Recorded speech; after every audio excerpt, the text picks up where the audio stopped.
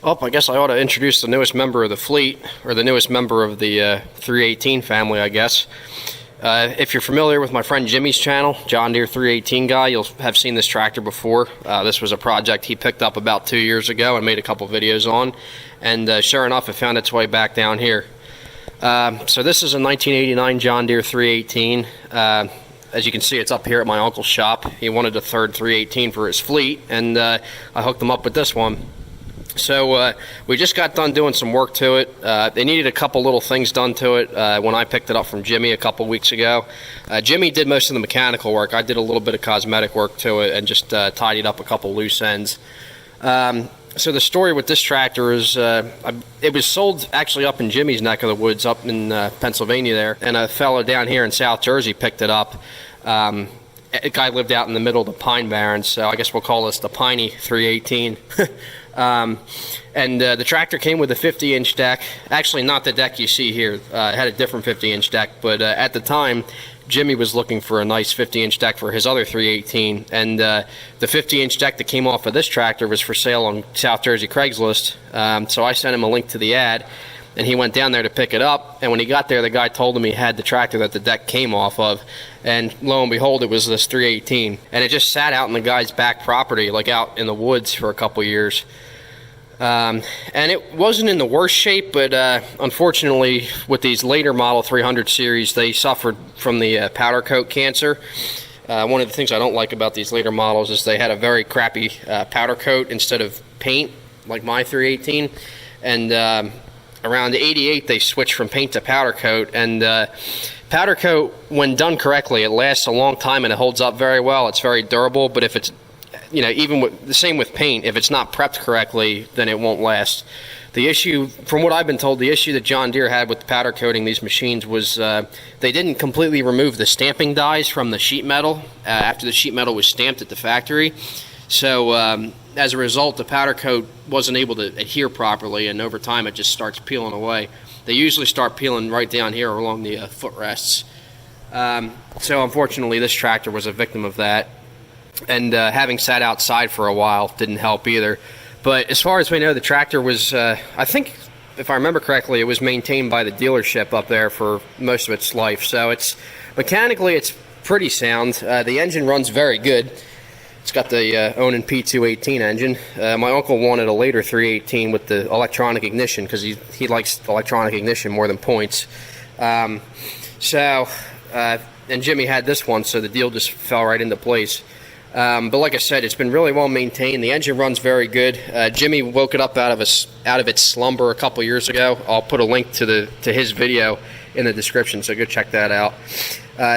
Over the past couple months, he pulled the engine out. He did the flyball spacer swap because this, being a later model, it had the plastic flyball spacer, so he replaced it with a steel one, fixed the over revving issue, and he changed the flywheel side crank seal, and he also replaced the firewall foam, put a new battery in it, and we put a couple different pieces of sheet metal on it since the original powder coat looked pretty bad. So Jimmy put a nicer looking set of fenders on it and had the hood and fenders buffed, and they turned out pretty good. And he also got a better looking set of side panels for it since the originals were looking pretty bad. Also, the dash pedestal piece on this side was mostly rust. There wasn't really any powder coat left on it. Evidently, one of the old batteries leaked, which is not uncommon with these. The battery leaked and the acid just ate up the powder coat on this side. There was a lot of corrosion on the frame from where the battery acid leaks. When I had the fenders off, I just gave it a quick shot of paint, or primer and paint. I'm not a fan of spraying paint for touch-up, especially when it's on top of powder coat, but I figure I might as well just do that to protect the frame from rusting any further. But other than that, the rest of the powder coat, especially on the frame, is in pretty good shape. So I got that taken care of. And like I said, I replaced the dash pedestal on this side. The front hood support and the grill were also pretty bad. The powder coat was peeling pretty bad. So yesterday I took the pieces off, wire wheeled them all down, primed them, gave them a couple shots of John Deere green paint, and it matches perfectly with the original powder coat, and it really changed the look of the tractor. I'm very, very impressed with how it turned out. And I would have gotten a grill emblem for it, but knowing what this machine is going to get used for around here. The grill emblem's probably just going to get broken off. So it's definitely got its work cut out for it. I'm going to post a video after this one of the 318 fleet, and as you'll be able to see, this one is the only one that has a deck under it right now. The other two are set up with 3-point hitch attachments for working in the garden. So he got sick of changing attachments between the other two all the time, and he wanted a third 318. So for now, this one's going to mow the nursery. I'm also looking for a set of turf tires, just the regular 23, 10.5, 12 turf tires, since he doesn't really have a use for the True Powers, and these True Powers are going to go back to Jimmy. But surprisingly, the tractor actually came with these originally, so or when Jimmy bought it, I should say. So I'm going to get those back to him. We just, been fixing a couple little odds and ends on it here and there. I tidied up some of the wiring like I usually do. Like I said, I painted the front grille and hood support. I replaced the gas cap. I replaced the seat because the original seat was pretty much junk. Nice thing about this one being a later model is it has the flip-up seat, which is kind of nice. So I got a new seat. And the front tires, one front tire was pretty much bald. It had no tread left at all. So I actually swapped over the Carlisle Multi-Track CS 4-ply tires from the 210. I wanted to save these because these are a very good quality tire. These are the same tires that came factory on a lot of commercial mowing equipment like zero turns, which is why I bought them originally. I think it was 6 years ago I got them. And I put V61s on the front of the 210 last month, so I just had these sitting around, and I figure since this is going to be mowing in the nursery and in the woods, it's probably better to have a more durable tire on the front. The 86 318 has 2-ply tires on the front, and they're always going flat, so I figure having 4 plies up front will make it a little more durable. Also, like I said earlier, the 50-inch deck that came with this, that I put on this tractor, is not original. It did originally have a 50-inch deck, but it was in much better shape than this one, so Jimmy kept that. And my uncle said he wanted a 50-inch deck because, as you can see, he's already got a 50-inch and a 46-inch, but he's much more happy with the cut quality of the 50-inch deck, like a lot of people are. So he asked if I could find him a tractor with a 50-inch deck, and I found a pretty cheap 50-inch deck on Facebook Marketplace out in Lancaster, PA. So thanks to Jared and Jimmy, they managed to get the deck bought, and we got it mounted on the tractor, and I sharpened the blades because the blades were pretty dull, but it seems to work pretty good. It needs a little bit of work here and there. As you can see, the gauge wheels are pushed in. I mean, evidently one of the previous owners was pretty rough on this thing. The gauge wheels are pushed in. One of the gauge wheel brackets is a little bit worn, just from the gauge wheel rubbing up against it, and one of the baffles underneath is broke and needs to be welded, and the bearings sound a little bit dry, but the thing cuts beautifully. Even with dull blades, I mowed my yard with it last week and it cut really well. So I'm in the process of getting one of these 50-inch decks for my 318 as well. My 318 had a 50-inch deck on it since it was new, but it was in pretty rough shape because one of the previous owners just kept it outside for a long time, and it got pretty rusty.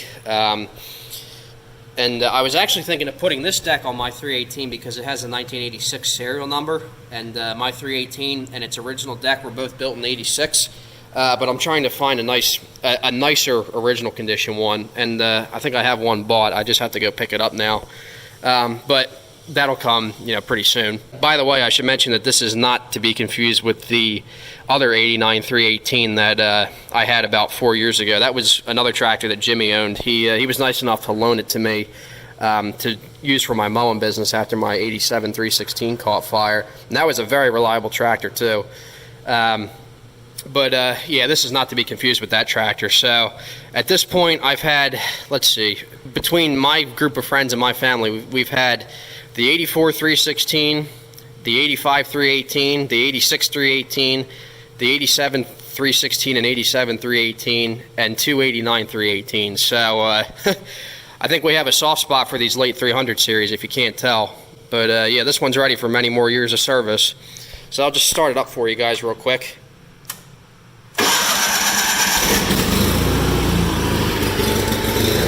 The unit runs really good in this thing. I'm not completely sure how many hours it has on it, but the original hour meter broke at 784, and God knows how long ago that happened. So when I replaced this dash pedestal piece here, I didn't bother swapping the old hour meter over because the plastic backing to it actually broke where the wires hook up. So if my uncle wants to, he can just put another hour meter on it. I'm curious to see how many hours this thing gets put on it, but it runs pretty good. I think it needs the carburetor adjusted, but considering that it's sat out in the woods for several years, it's a really good runner. It doesn't really smoke while it's running. Sometimes it'll smoke when you start it up, but it doesn't smoke, it doesn't knock, it doesn't seem to have hardly any blow-by, and it's got plenty of power to run the 50-inch deck. So I'd say this was a good save on Jimmy's part. So this thing's ready for many more years of service. So that's really all there is to it, guys. My uncle said eventually he wants to put a 3-point hitch on this tractor, so it's, you know, basically set up identical to the other two. But I figure for right now, this one will just be used for mowing and for pulling the drawbar attachments. Maybe someday we'll get a 3-point hitch, I don't know. But for right now, the other two will do just fine. And at some point, like I said, I'm going to get turf tires for the back instead of the True Powers. So yeah, just thought I'd introduce you guys to the newest member of the family. Can't have too many 318s, that's for sure. I think between my uncle and I, we've got pretty much all the 318s in South Jersey. Not really. I know of a couple others around, but these are definitely the hardest working 318s in South Jersey, and this one's got many years of service ahead of it. So thanks for watching, guys. If you liked the video, please comment, rate, and subscribe. And hopefully at some point I can get a video of either me or my uncle mowing with this thing once we get it all, you know, dialed in and once he's put a couple hours on it. So thanks for watching, guys. Take care.